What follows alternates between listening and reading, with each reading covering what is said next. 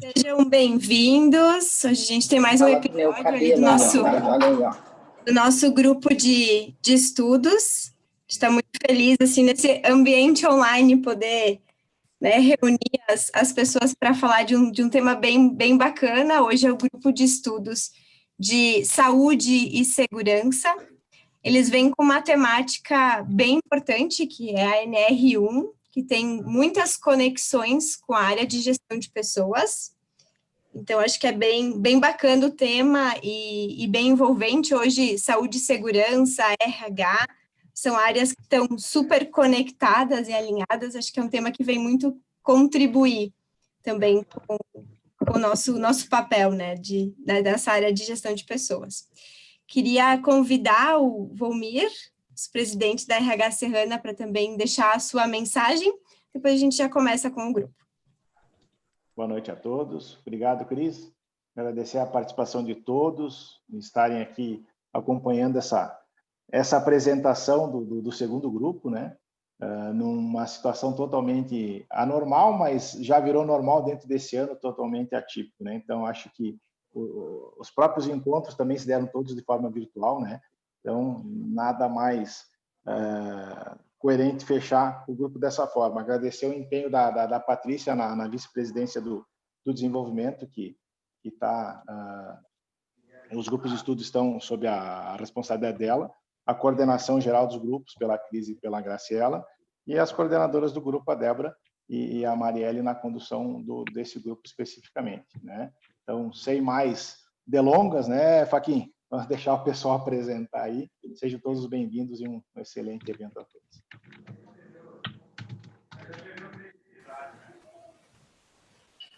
Deixar o microfone Pessoal, aberto, boa noite. Senão... Queres dar um oizinho, Faquim, de início? Não era... Bom, boa noite para todos. Para nós do grupo de estudos, é uma satisfação apresentar para vocês aquilo que se tem pensado, o que se tem visto a respeito das mudanças que estão acontecendo nas normas regulamentadoras, tudo com referência à segurança e à saúde dos trabalhadores. E a segurança e a saúde interessam diretamente as pessoas e tem no RH, no pessoal ligado a recursos humanos, um seu esteio, seu braço mais forte, no sentido de que se aprimore, se mude algumas vezes a cultura que existe de segurança.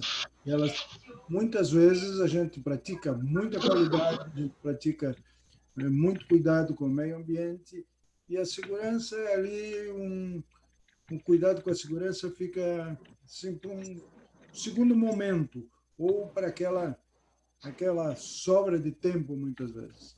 E só que esse tema está assumindo um papel preponderante na gestão das empresas, e cada vez mais.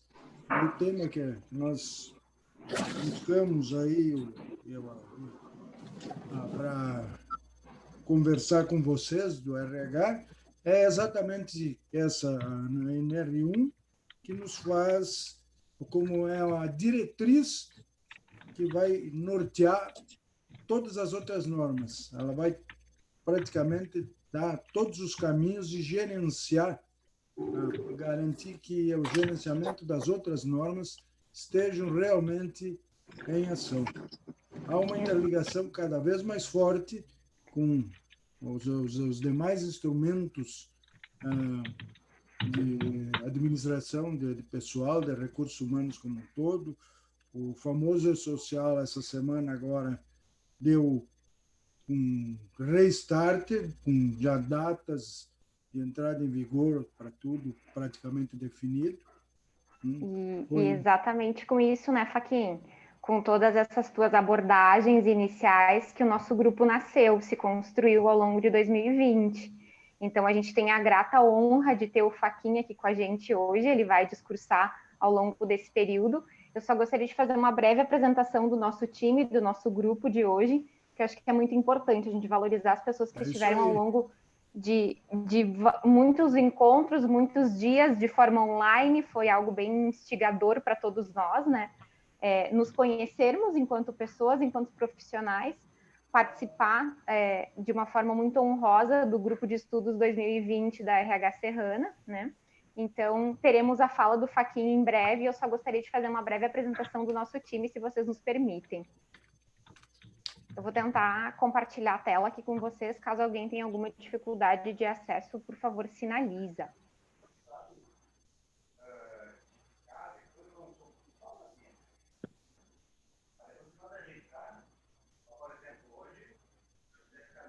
Todos conseguem visualizar a tela?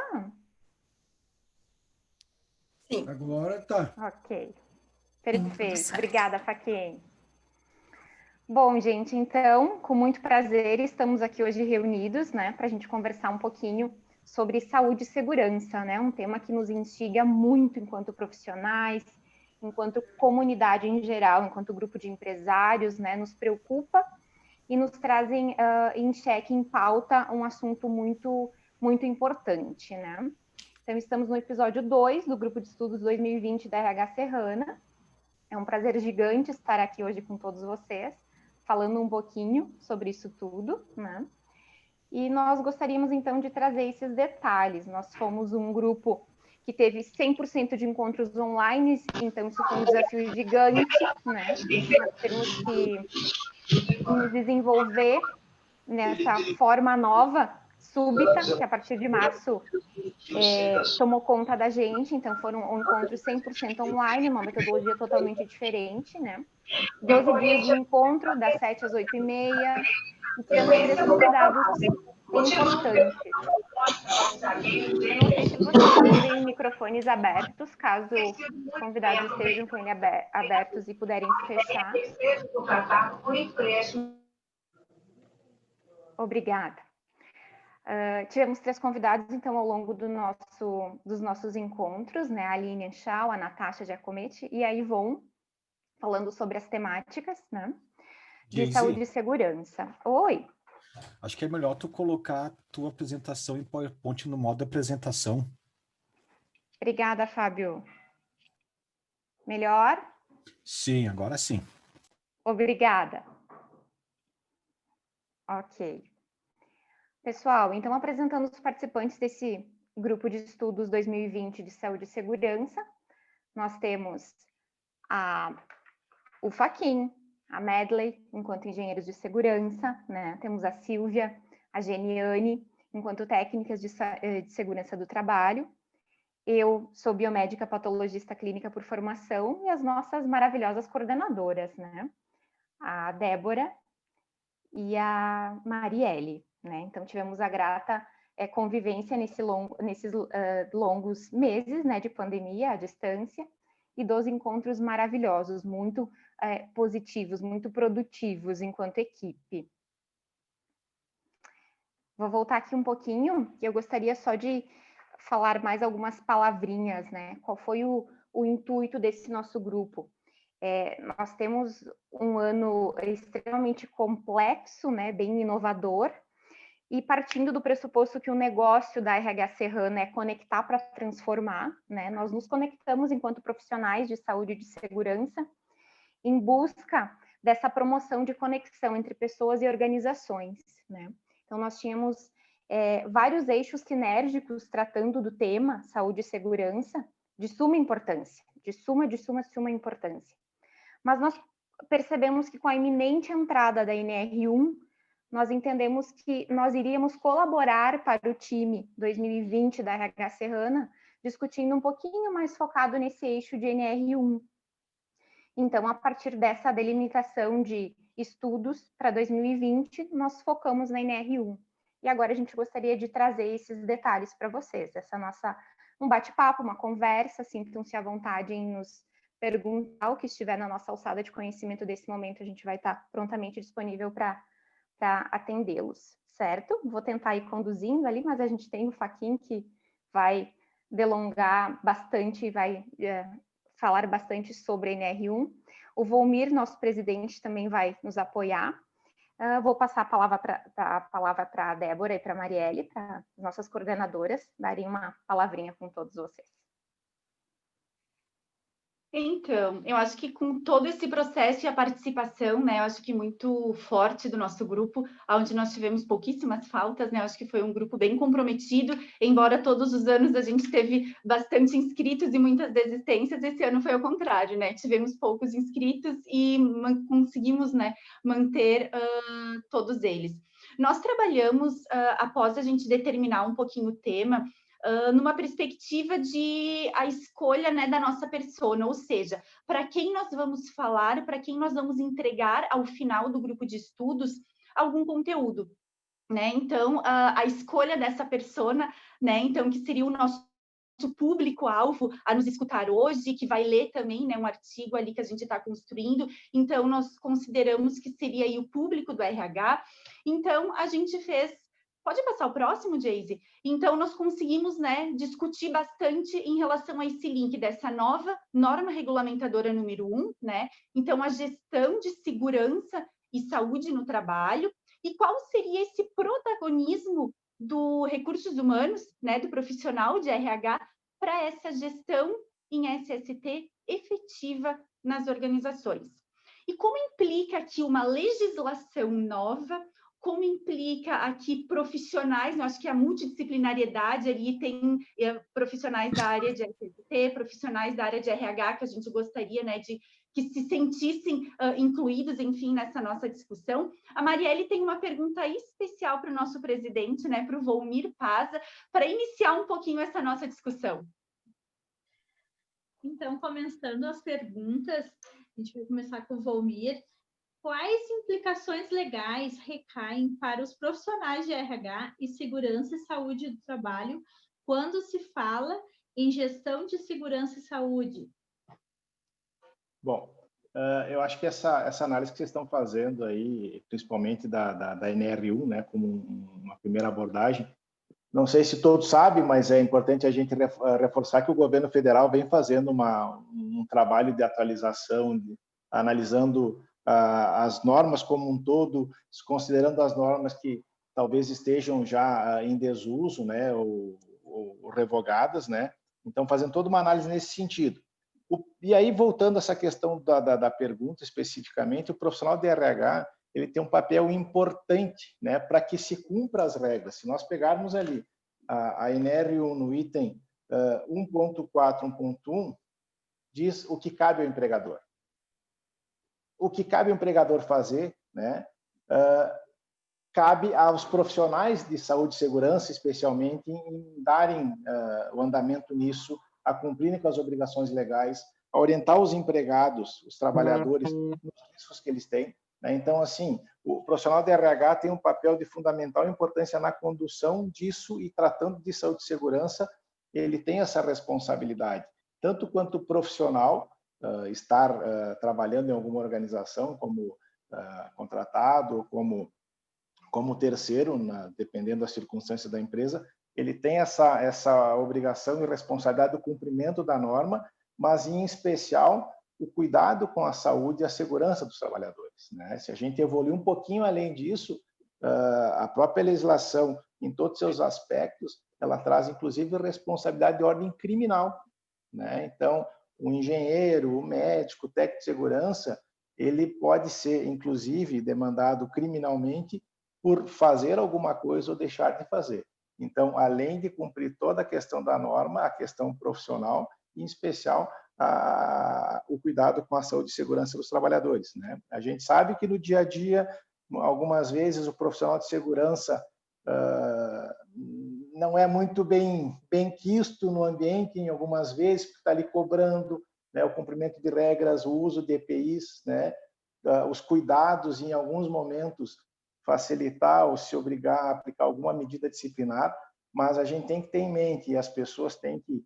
Eu acho que isso cada vez está aumentando mais a preocupação, porque o engenheiro de segurança, o técnico de segurança, é a pessoa que detém o conhecimento técnico das atividades, mas ele é um agente facilitador, é uma pessoa que está ali para auxiliar, não só por cumprir a legislação, vamos dizer assim, mas cuidar da saúde das pessoas. Então, todo o regramento, o profissional de RH, mais especificamente ao saúde e segurança, ele tem essa responsabilidade. E algumas coisas são simples, né, que a gente, no papel do advogado, se depara algumas vezes em alguns processos, falta de documentos. Então, não é simplesmente entregar o EPI para o empregado, é fiscalizar, é treinar, é cobrar o uso, registrar, né? Às vezes a empresa faz a entrega de um EPI, por exemplo, e chega na hora de uma defesa de um processo, não se tem registro disso. Então, é como se não estivesse entregue. Então, são questões simples do dia a dia que o profissional do RH dessa área específica tem que estar atento e buscar a contribuição de todos os demais entes da organização, né? Em linhas gerais, é isso que eu tenho para contribuir por enquanto. Então, tá bom, Valmir, muito obrigada. E agora a gente vai a palavra para o Faquin, né? Porque o Faquin, eu acho que se preparou muito para estar aqui conversando com vocês, tem várias perguntas. Eu acho que vou fazer a primeira pergunta e depois, com certeza, ele vai seguir, tá, Faquin?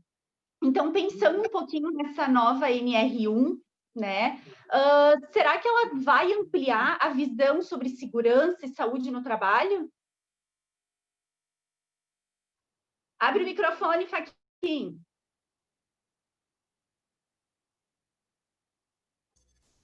Desculpe, coisas da internet. Fala com o microfone. Para não atrapalhar, deixa o microfone desligado e depois esquece de ligar.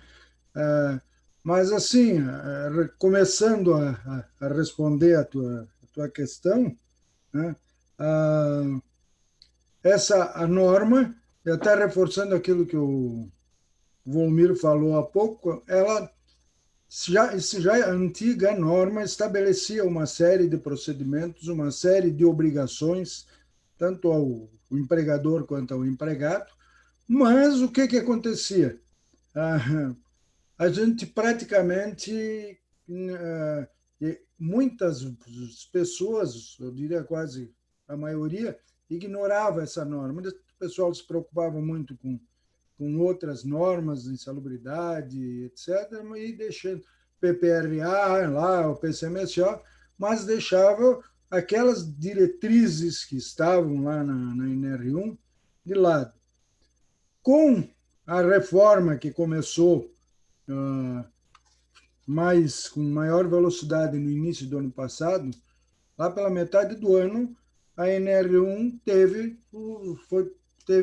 algumas alterações e foi publicada, para já trazendo para dentro dela algumas coisas, sinalizando o que poderia acontecer.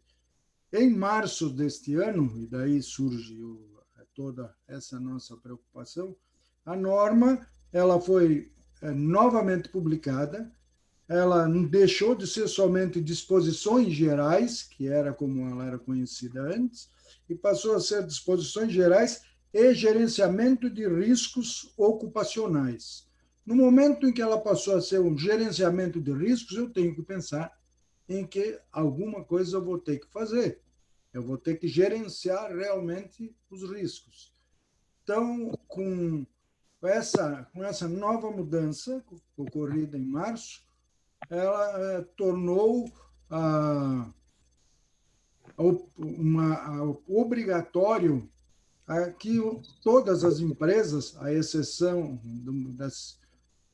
de algumas condicionantes para as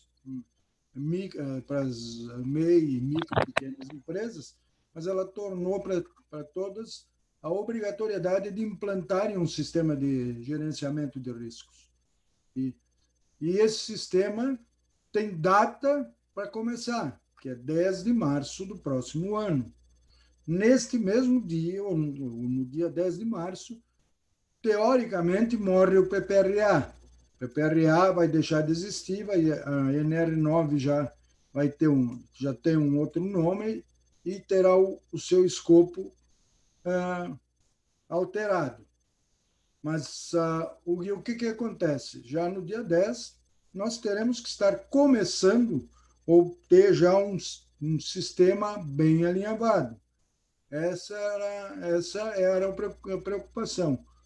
E daí, além daquela parte, daquele enfoque técnico, né, que está, inclusive, muito forte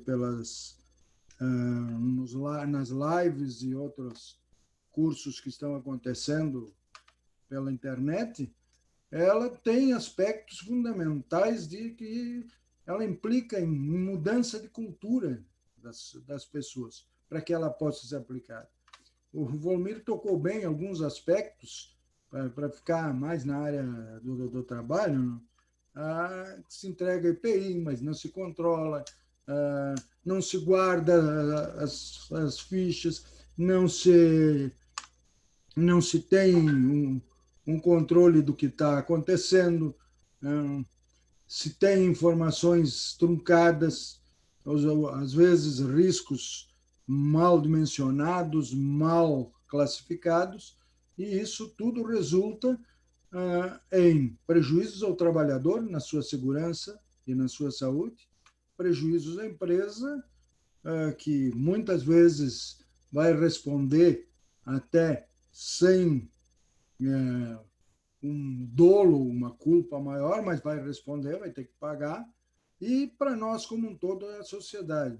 Então, nesse aspecto, a norma, ela, pela sua obrigatoriedade de haver esse gerenciamento, ela vai realmente, né, impactar muito forte nas empresas. Ela passou a ser uma espécie, o pessoal tem representado muito, como uma espécie de um guarda-chuva que abriga uma série de outras determinações que haviam nas normas, que haviam em outras normas. Estão saindo e vindo para ela como sendo a primeira, e ela distribui para todas as outras. Ela tem uma diferença bastante importante, que é a questão de que ela não é uma ISO 9000, ou ela não é uma ISO da série 14000, ou sequer uma 45001, que trata de gestão de segurança e saúde também. Porque essas são de adesão voluntária. É evidente que a empresa que tiver um sistema de gestão já implantado vai facilitar para ela a aplicação dessa nova NR1. Mas, independente disso, eu não tenho escolha, né? Então, se torna urgente e é necessário que se trabalhe para implantar uma cultura voltada à gestão de segurança nas empresas. Eu sei, a gente circula, eu não diria se circula hoje fisicamente pelas empresas, mas a gente circula virtualmente aí, e com toda essa pandemia, aparentemente, pelo menos o pessoal não está muito ligado nessa questão da nova NR1 e da gestão dos seus riscos ocupacionais. No entanto, o tempo está passando e ficou, como foi claro no relançamento aí do e-social, e que vai haver os cronogramas estabelecidos vão entrar em vigor. Alguns aspectos que são bem importantes, que hoje eu diria que poucas empresas têm. Por exemplo, ela determina que toda a documentação referente ao programa de gerenciamento de riscos deve estar disponível aos trabalhadores que por isso se interessarem, aos seus representantes e à inspeção do trabalho. Para isso, um pouco mais adiante, ou dentro do corpo das explicações dela, ela deixa bem claro que, a partir da entrada em vigor, toda a documentação de segurança e saúde necessariamente deverá ser em formato digital. E e aí foi um formato que o setor de fiscalização do Ministério do Trabalho tem acesso. Ou seja, não tem mais como deixar de que isso não passe, de deixar para depois, porque vai estar lá. Vai se estabelecer nela, ou até pelo processo de gestão, a obrigatoriedade de uma melhoria, de processo de melhoria contínua. A cada período, eu tenho que necessariamente apresentar melhorias nos meus riscos, nos meus perigos e nos meus riscos. Isso essa talvez seja uma grande e importante diferença que havia com o PPRA. O PPRA era um documento, ou ainda é, né? Um documento basicamente de gaveta. Se o fiscal vier, eu tenho, mas muito poucas empresas usavam isso como uma forma de cuidar efetivamente de segurança e saúde. Agora, até porque no formato digital, eu vou ser obrigado a realmente me preocupar com isso. Então, eu tenho que montar, eu tenho que ter uma cultura, eu tenho que ter um trabalho junto com toda a empresa, né? A começar da alta direção até o mais humilde dos trabalhadores, engajados no sentido de colaborar que a coisa funcione. Uma coisa que ficou muito clara na nova norma, e era uma briga, inclusive motivo aqui, principalmente aqui em Caxias, que eu sei, e algumas outras regiões, mas aqui que era a questão, que riscos eu boto? Era uma briga. Na NR9 é só químicos, físicos, químicos e biológicos. Aí o Ministério Público do Trabalho entendia que tinha que ter riscos ergonômicos e riscos de acidentes. E aí começavam os desencontros e os desentendimentos, muitas vezes.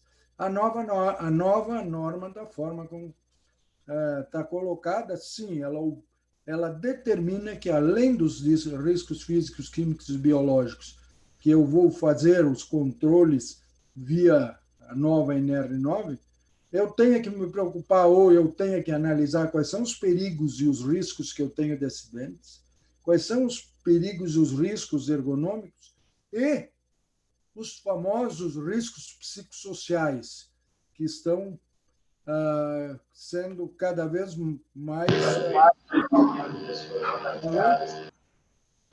preponderantes, né?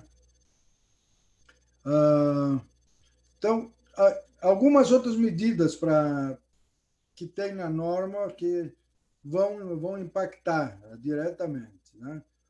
Então, se antes a gente sempre ouviu falar, e principalmente pela NR6, a gente tem que seguir uma determinada escala, primeiro medidas de ordem coletiva, se não medidas administrativas ou medidas de cunho individual, os famosos EPIs. Muitas empresas, quando se perguntava como é que está a questão de segurança, a resposta é: aqui nós temos segurança 100%, todo mundo usa EPI. Então, nós tínhamos, e isso não é nosso Caxias, mas praticamente em muitas, ou na grande maioria dos locais, uma inversão de valores da coisa. Começava com EPI e depois, agora, há uma determinação e uma obrigação que eu primeiro busque medidas efetivamente obedecendo uma hierarquia dos controles. Por isso, eu tenho que, quando fizer o meu programa de gerenciamento de riscos, eu vou ter que verificar, criar prioridades, quais os perigos e quais os riscos que eu vou trabalhar primeiro.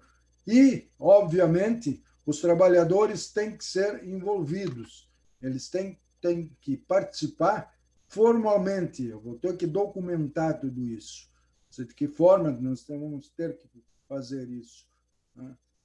como todos, show tem uma ideia, talvez, algumas medidas, a ordem, que é a ordem normal, sempre ou deveria ser, eu primeiro tenho que eliminar os fatores de risco. Bom, eu não consegui, não tem jeito. Eu tenho que minimizar e controlar esses fatores via adoção de equipamentos de proteção coletiva, etc. Minimizar e controlar os fatores via adoção de medidas administrativas ou organizacionais. Diminuir tempos de exposição, diminuir tempos de trabalho, ter folgas, ou até de organização, como eu posso manobrar a produção, as pessoas, no sentido de que toda essa gama de fatores diminua. E, por último, e aí é exigido, e eu tenho que isso faz parte da documentação de segurança e saúde, ter justificativas por que eu estou adotando medidas de proteção individual. Sejam quais elas, sejam elas EPIs propriamente dito, ou sejam outras medidas, mas visando a proteção das pessoas. Eu vou ter que justificar através de pessoal que tecnicamente possa fazer isso. As justificativas terão que ser muito robustas. Outro aspecto importante é a questão que a nova NR1 estabelece uma inter-relação com todas as demais, como falei antes. E traz para ela alguma coisa que já constava, por exemplo, na NR10, o direito de recusa. Se ele era restrito antes ali, pelo menos explicitamente, a NR10 e talvez a NR35, se não me falha a memória, a 10 é porque mais faz parte do meu dia a dia, mas eram normas que tinham isso muito claro, o direito de recusa do trabalhador frente a uma situação em que ele julgasse que havia um risco grave para a sua segurança ou para a sua saúde. Esse direito de recusa agora está consagrado na nova NR1. Né? Um outro aspecto que surgiu e que, num primeiro momento, parece muito feliz e muita gente estava satisfeita e ficou sabendo, é a questão do aproveitamento dos treinamentos.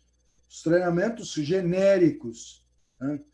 Que se eu contratar um trabalhador e ele tiver algum desses treinamentos dentro dos prazos que a própria norma estabelece como válidos, eu não preciso repetir esse treinamento para ele dentro da empresa.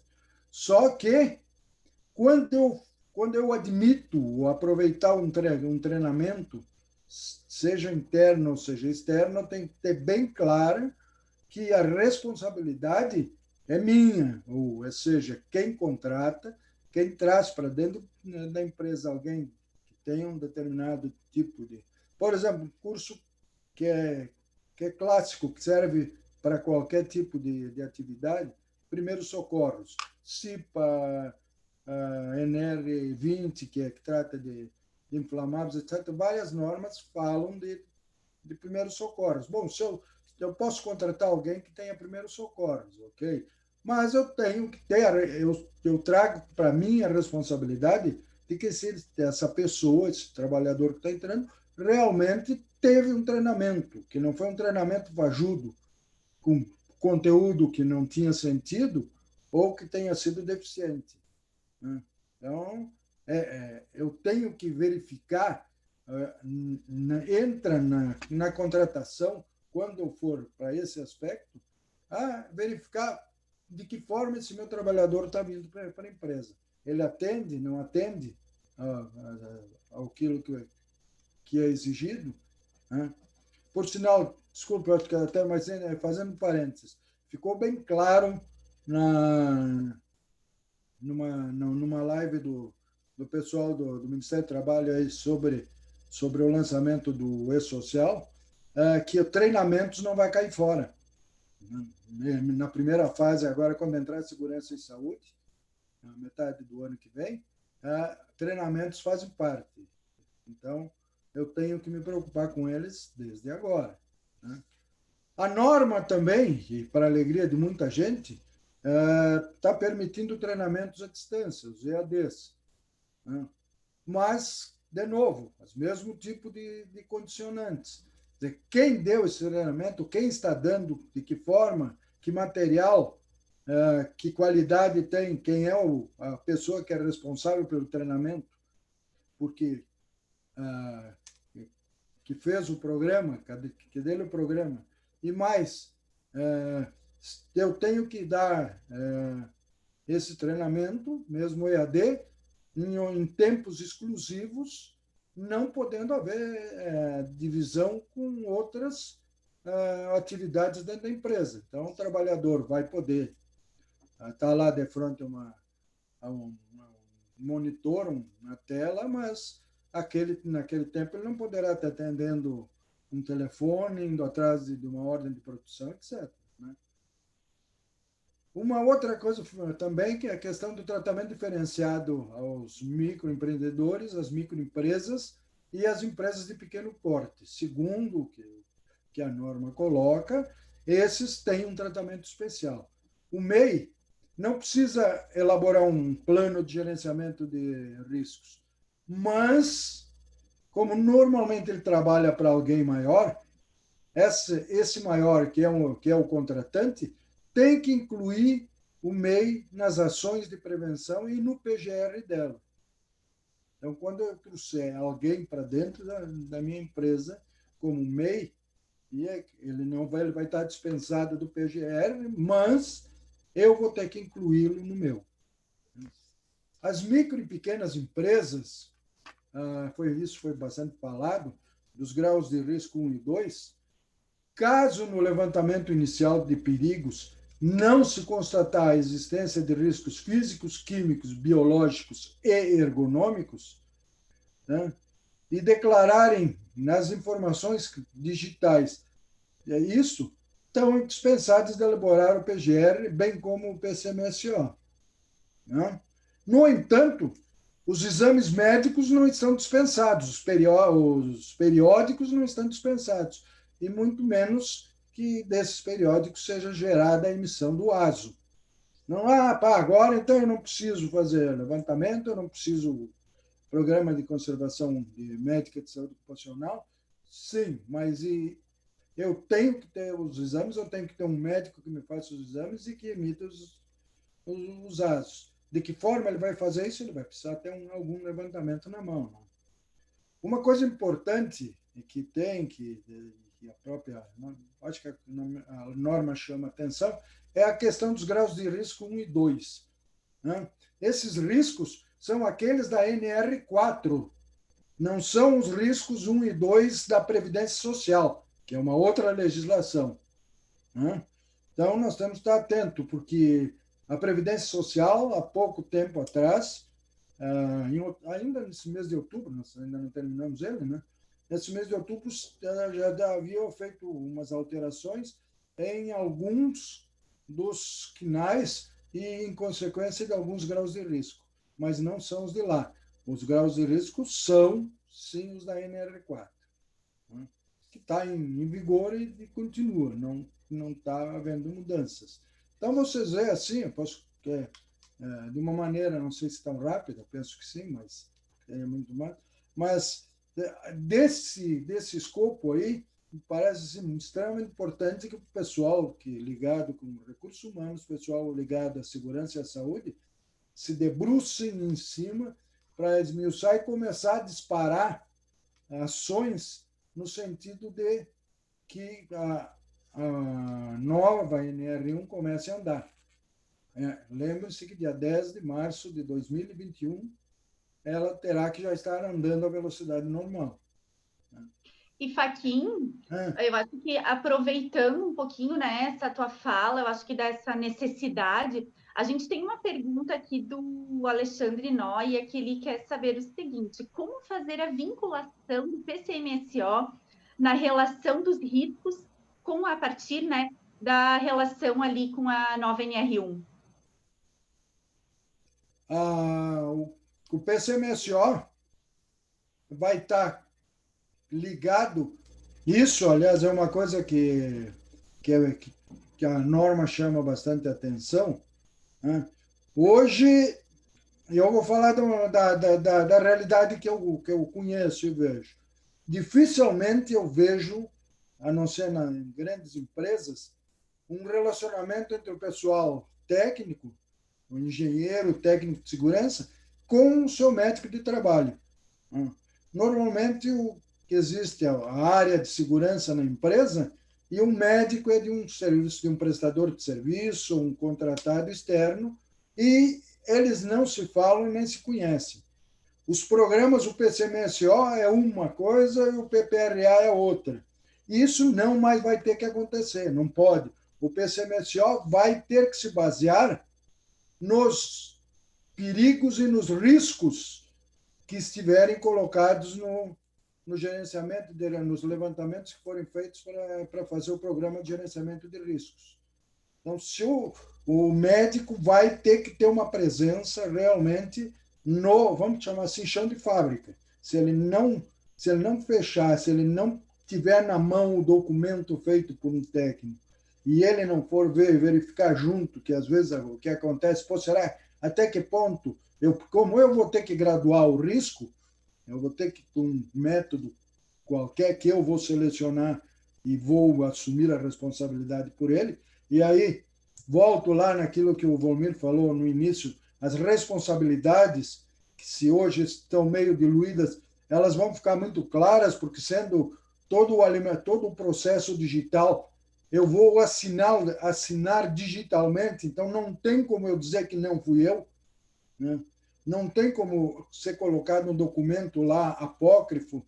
Então, essa união vai ter que ter. Então, o PCMSO ele vai ter importância para todas as empresas que precisarem dele, extremamente vinculado ao PGR. Eu não sei se era esse o sentido da pergunta, se eu ajudei ou só piorei. Acredito que tá ok, Faquin. Tem uma outra pergunta aqui do Volmir. Ele comenta assim: os programas devem ser mantidos em meio digital na empresa ou tem que ser encaminhado periodicamente à Secretaria do Trabalho, como é feito com o e-social? Não, o que diz é que a empresa tem que manter todos os seus programas em forma digital, digitalizar os que ela já tem, e esses que ela já tem, além de digitalizar, ela deve manter os originais pelos prazos vigentes. Mas ela acrescenta mais uma coisa, que a Secretaria do Especial do Trabalho vai disponibilizar, isso eles têm um tempinho, né, a forma dessa disponibilização do meio digital. Ou seja, vai ser a maneira deles olharem isso. Aqui entra uma observação muito particular minha, baseada na questão do e-social, que não adianta, passa a fazer parte. As empresas, a maior parte, ou grande parte delas, já estão fornecendo seus dados de folha de pagamento e alguns outros mais. Mas vamos ficar na folha de pagamento que está na nossa área, né? O que acontece? Quando eu forneço lá, além do nome, etc., do trabalhador, eu forneço o número de horas extras que ele trabalhou. Eu forneço que eu digo que ele está recebendo lá, vamos lá, 20% de insalubridade, né? Isso aí já está sendo o próprio Ministério, o próprio pessoal da Secretaria do Trabalho já estará tomando conhecimento disso, porque na verdade o e-social é um sistema em que tanto a Receita Federal quanto a Previdência quanto o pessoal da área do trabalho e outros mais emprestados têm acesso. Então, na verdade, eu creio que o que vai acontecer, que isso, né, diz que eles vão disponibilizar, é que eles já tenham isso, pelo que entendi, já algumas dessas informações que se relacionam com a segurança já estão sendo disponibilizadas, desculpa. E essas outras, os riscos, os perigos, isso sim, à medida que eles criarem os mecanismos, eu terei que disponibilizar para eles. Isso não fica preso dentro da empresa, vai estar disponível para eles e para quem quiser. E a gente tem também aqui mais algumas, eu acho que 2 ou 3 colocações. Eu acho que era a nossa pergunta, né, que a gente tinha ali na manga. Se der um tempinho, a gente fala, se não surgirem algumas perguntas, e surgiu aqui, né? Eu acho que uma movimentação bem bacana, eu acho que até pela realidade que a gente se encontra, várias pessoas, né, e várias empresas mantendo profissionais em home office. Como fazer, né, toda essa gestão de SST ali para esses profissionais que estão em home office? Quais são os cuidados, né, que as empresas também têm que ter em relação a isso? E eu digo que essa foi uma das perguntas que norteou ali, acho que algumas noites, né, das nossas discussões, e algumas dúvidas também nós tínhamos em relação a isso, até pela questão da permanência ou não, né, essa situação de pandemia, será que até quando vai durar, já que as nossas discussões começaram ali em março, né, e o auge ali dos nossos primeiros encontros realmente foram a respeito disso. Então, o que podemos dizer sobre o trabalho, home office e questões relacionadas à segurança e saúde no trabalho? Eu diria assim que essa questão do trabalho remoto, trabalho em home office, hoje o Volmir, de repente, pode dar um reforço bem maior, seria muito mais uma questão jurídica, judicial, do que uma questão propriamente de segurança e saúde. Por um aspecto, o Ministério Público do Trabalho emitiu uma normativa bastante extensa, são, se não me engano, 40 páginas, alguma coisa assim, determinando que condições deveriam as empresas atentar quanto aos cuidados com a segurança e a saúde dos trabalhadores que trabalham em home office. Mas, independente de qualquer coisa e dessa discussão que está se estabelecendo, até que ponto o Ministério Público pode intervir dessa forma na questão ou não, há uma questão que é fundamental. Lembrar da grande figura do contratante. O contratante, e no caso, quando a empresa coloca alguém dos seus trabalhadores, é mais que contratante ainda, ele é um trabalhador dele, a empresa é responsável por todas as situações ou por todos os riscos decorrentes da atividade. Se eu estou com alguém colocado em casa, como é que eu vou ter que ter meios, vou ter que ter mecanismos para saber que essa pessoa, que tipo de condições ele tem em casa?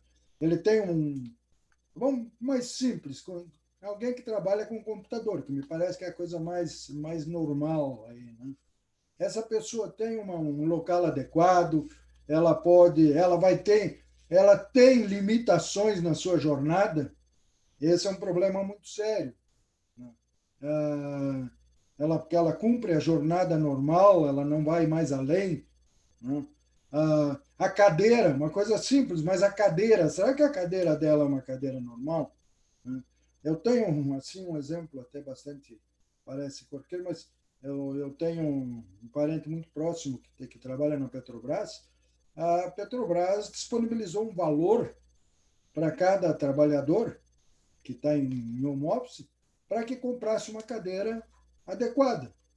Vamos dizer, é o básico do básico, né? Eu acho que aqui a gente entra um pouquinho na questão relacionada à cultura de segurança também, né, Faquin? Porque empresas que tinham uma preocupação anterior à pandemia com a saúde de seus trabalhadores, eu acho que com o controle também um pouco desse ambiente de trabalho, quando esses trabalhadores vão para home office, essa preocupação continua com eles, né? Eles continuam sendo ali os trabalhadores, independente de estarem trabalhando em casa ou estarem trabalhando ali nas suas empresas. Então, a gente vê bastante essa diferença, né? Empresas que já têm ali alguns programas relacionados a bem-estar, a qualidade de vida, né? O quanto isso tem impactado positivamente nos trabalhadores que estão em casa, né? Onde eles recebem de repente ali, né, por pouco que seja, mas um computador, auxílio para cadeira, né, questões, eu acho que bem ergonômicas, para que aqui de algum tempo a gente não tenha um alto número, né, de pessoas com alguns problemas ali de coluna, de cervical em relação a isso. E toda aquela aproximação também com a empresa. Eu acho que teve uma pergunta que falou ali da questão dos fatores psicossociais, também linkados com o home office. Então, esse manter o contato com as pessoas, o manter o contato com a empresa, que a cultura da empresa também ela possa ser vivida independente, né, de eu estar em home office.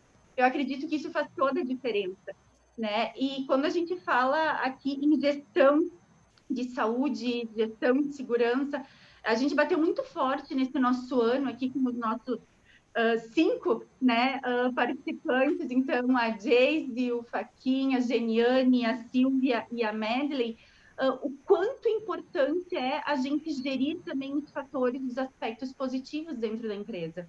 Né? A gente tem um estigma muito forte em relação a SST, um exercício bem básico, se a gente colocar segurança do trabalho, saúde do trabalhador no Google, não vão aparecer imagens positivas, não vão aparecer, provavelmente, notícias positivas. Vai vir o quê? Notícia de acidente de trabalho, vai vir na hora, assim, fotos e imagens de equipamento de proteção, né? E eu acho que essa nova NR1, ela vem literalmente, como o Faquin falou, para inverter um pouco isso.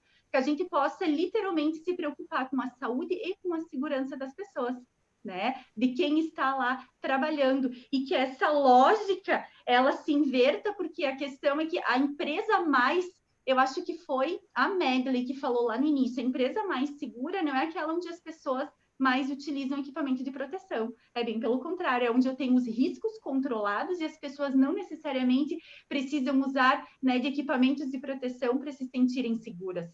Exato. E esse sentimento de segurança que a empresa consegue repassar também ali para os seus colaboradores, ela é essencial para, quando a gente fala em fatores sociais do trabalho, né? Ou seja, eu me sentir bem no trabalho, eu me sentir segura também no trabalho, então faz toda a diferença. A questão atualmente da pandemia faz com que as pessoas estejam fisicamente muitas vezes distanciadas, né? Mas a empresa também pode, através de situações, e eu tenho visto, né, algumas ações super simples, de conseguir ser continente, né, de conseguir ser receptivo e deixar esse ambiente de trabalho ou essas horas de trabalho o mais acolhedor ali possível para esse trabalhador que não está dentro da empresa, muitas vezes não tem mais o contato com os colegas, não tem mais aquela conversa informal, né? Toda aquela produção diferente, digamos assim, do que eu ficar ali o tempo todo na frente de um computador. A gente tem a revista Exame, ali, se não me engano, ainda no início do ano, ela trouxe algumas reportagens relacionadas à fadiga do Zoom, né? O Zoom fatigue, que falava, né, daquela uma nova síndrome de Burnout, né? Um outro nome, porque ela fala a fadiga que as pessoas estão tendo de tanta reunião online, de tanto trabalho online e de como isso está sendo muitas vezes complicado, né, para a gente gerenciar, porque se a gente está em casa, se a gente está com a família, ó, a minha pequenininha está entrando aqui agora, né? A gente está em casa tentando gerenciar o trabalho, muitas vezes tentando gerenciar a família, trabalhando às vezes de noite para como é que eu digo, organizar os horários, digamos assim, domésticos também, né? Isso acaba tendo também uma sobrecarga que tem que ser analisada.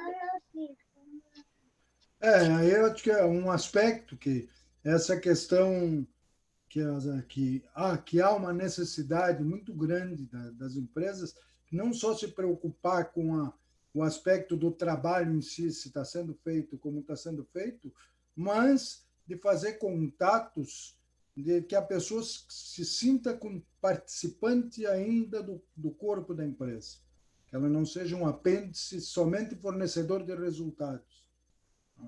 E esse distanciamento, esse, de certa forma, isolamento obrigatório, isso pesa e está havendo já várias questões na Europa, que já está mais adiantado, começou antes que nós com esse problema, há um aumento significativo do número de pessoas com distúrbios de ordem mental, pela forma como termina ficando o trabalho, pela perda, vamos dizer assim, de referenciais das suas indústrias. Tem gente que já está planejando, não vamos mais voltar à forma anterior, à presença.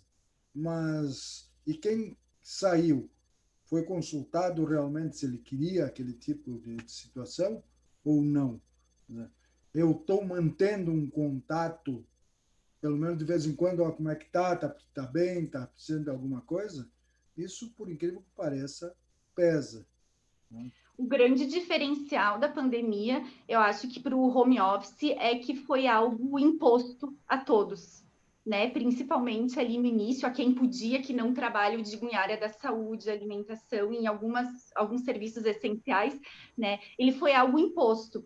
Então, quando eu procuro um trabalho onde eu quero trabalhar em casa, eu quero trabalhar no home office, eu me preparo para isso, e o meu contrato de trabalho consta lá todos, né, os itens ali, eu acho que direitos e deveres de todas as partes para o home office ou para o teletrabalho, na realidade, né, como a gente tem a nossa legislação aqui brasileira, é uma coisa. Agora, quando ele vem assim, né, de sopetão, pega todo mundo de susto de um dia para o outro, empresas tiveram que se organizar, famílias, né, profissionais tiveram que se organizar. Eu acho que ali o impacto ele é um pouco maior.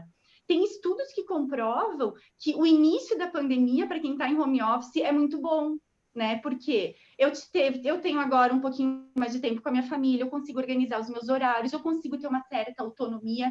Mas a longo prazo, aquilo que o Fachin trouxe, algumas pessoas já começam a sentir esse distanciamento da empresa, esse vínculo com a empresa que é necessário manter, né? E aqui o papel fundamental do profissional ali de recursos humanos, de ter um trabalho ali interdisciplinar também com outras pessoas dentro das empresas para manter esse vínculo, porque senão realmente, né, o Fachin trouxe, eu acho que de uma forma muito clara, o trabalhador ele se sente simplesmente um fornecedor de serviço e não sente aquele vínculo aonde a gente pode, né, comprometer ali questões relacionadas a interesse pelo trabalho, engajamento com o trabalho, e que isso repercute provavelmente ali na produtividade das pessoas e na qualidade também. Eu quero Débora, deixa eu só desculpa. aproveitar, deixa eu só dar um pitaco aqui, Cris, aí eu já interrompo. Na verdade, assim, a gente tem que analisar que esse momento aqui, ele é totalmente atípico. O que a gente fez até agora foi para passar deste momento. A partir de agora, e a gente já está vendo os reflexos na própria Justiça do Trabalho, algumas coisas que a própria legislação inova, que é o home office e tal, a Justiça do Trabalho, na sua grande maioria, não está preparada para isso, né? Então, assim, o que a Débora falou, as pessoas foram colocadas para trabalhar em casa, né? Só que esse momento está acabando, as coisas estão voltando à normalidade, então tem que ter cuidado de que forma vai ser conduzido isso, porque vão ter reflexos em processos judiciais, né? Volta aquele exemplo do Fachin lá, do parente dele. A empresa deu o dinheiro para o cara comprar a cadeira. E se ela não provar que o cara comprou a cadeira, ela poderá ser condenada, porque tu tem que dar o recurso, nesse caso, né, nesse exemplo do Fachin, e tem que comprovar que efetivamente o cara comprou uma cadeira adequada para poder trabalhando em casa. Porque quem milita na X-Trabalho, quer seja aí como advogado, como preposto, como engenheiro, como assistente técnico, né, a gente sabe como é que as coisas, como é que é a vida real aí, né? Então, a gente tem que ter cuidado. E muitas vezes a gente tem problema dentro da empresa que a gente, teoricamente, tem dominado as ações e as situações. Imagina a gente estender muito para fora ou na casa dos empregados, se a gente não tiver um certo controle, as consequências poderão ser muito complicadas. É só esse comentário para a gente pensar no assunto como profissionais de recursos humanos, que consequências a gente pode ter no futuro. Obrigado, aí, viu?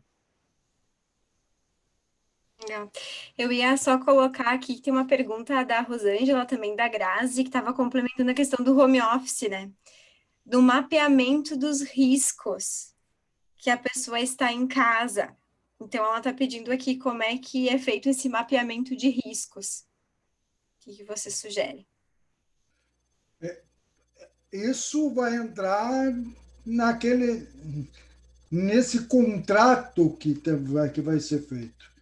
A empresa necessariamente ela vai ter que ter esse levantamento. A forma como isso vai ser feito é muito uma questão de que tipo de contrato foi estabelecido, ou vamos falar assim, será estabelecido entre a empresa e o trabalhador. O que ela vai poder fazer, vamos dizer, até que ponto o trabalhador vai permitir. Só que a empresa, de uma forma, me parece assim, aquilo que ela pode realmente fazer de uma maneira mais fácil, controle de horários, ligações, etc. Ok, eu não, a ergonomia, de repente elaborar questionário, qualquer coisa, para saber como é que é o ambiente, a pessoa assinar. Acho que essas questões terão que necessariamente ser definidas. No primeiro momento, realmente aconteceu. Diz, a partir da manhã a empresa nenhuma funciona. O pessoal vai para casa. Né? Aí o sujeito bota um computador em cima do colo, o outro bota meio deitado e assim vai indo. Né? A internet não funciona muito bem. Agora, como é que isso está e o que isso está impactando? Eu vejo, será que as empresas estão...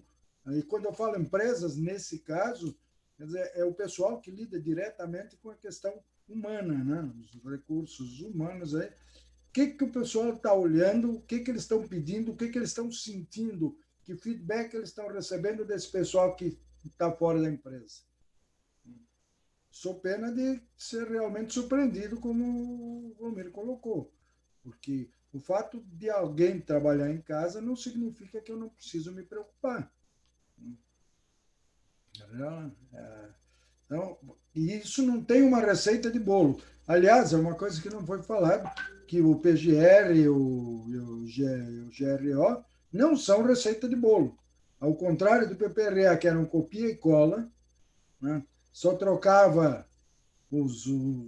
algumas coisinhas e às vezes não trocava nada, praticamente. Agora, não. Cada empresa, cada organização, ela tem seus problemas específicos. Sua forma de lidar com as pessoas, o seu tipo de pessoas, e a empresa precisa se preocupar com isso. E é isso que... E achado o problema, ela tem que apresentar uma solução. Um aspecto que ficou, talvez, botar uma minhoca na cabeça do pessoal, é o seguinte: a periodicidade em que eu tenho que fazer esses levantamentos varia. Tem lá uma série de... Mas uma que me chama a atenção é que sempre que houver um acidente na empresa, deverá ser feita uma reavaliação do meu programa de gerenciamento de risco. Houve um acidente, houve uma falha. Para os outros programas, é uma não conformidade. Aí não, aí é uma falha mesmo. Né? Então, temos que nos preocupar com isso.